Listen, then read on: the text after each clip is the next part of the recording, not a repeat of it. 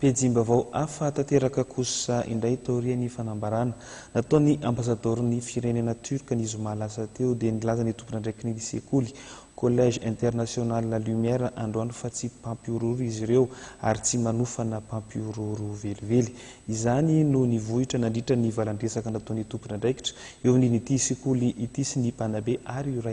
ireo ray aman-dren'ny mpianatra. Tsy mpampiororo izahay ary tsy manofana mpampioro velively. Ireo no valikafatra avy amin'ireo tompon'andraikitra ny sekoly Collège International Lumière androany ary hitondrana raharaha ny eviny fitsarana mahefa. Izany dia valin'ny teny nataon'ny ambasadoran'ny firenena turka Volkan Vural Turk zoma lasa teo izay nanambara fa anisany ao anatin'ny vondrona mpampiororo fetolagolaina ity sekoly tsy talata maty ity. Nanao valandresaka tetsy amin'ny sekoly androany ireo tompon'andraikitra, mpanabe ary ray aman-dren'ny mpianatra.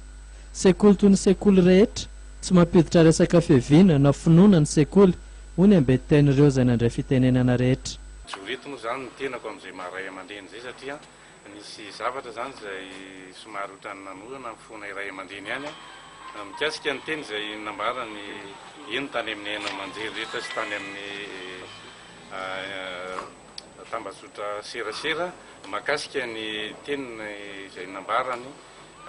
Turki zany izay nisolondra matoa ambasadera tena mikasika ny momba ny kolotsaina sy zavatra misy eto amin'ny Collège La Lumière dia mijoreto ny ray aman-dreny manamarina zay satria roa taona zany zao nampianarako zanaka teto amin'ny Collège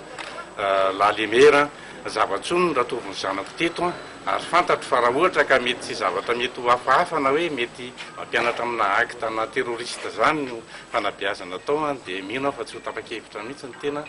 androso ny zanako ny tena satria fanabeazana no ilaina ka dia miantso indrindrandrindra ny ray aman-dreny eto amin'ny firenena zany dia andriamatoa filohan'ny repoblika mba hijery akaiky satria mety anohitohina ny hoaviny fanabeazana eto amintsika raha toa ka resaka mety tsy fitovikevitra any amin'ny firenena any no taritina tia amintsika tia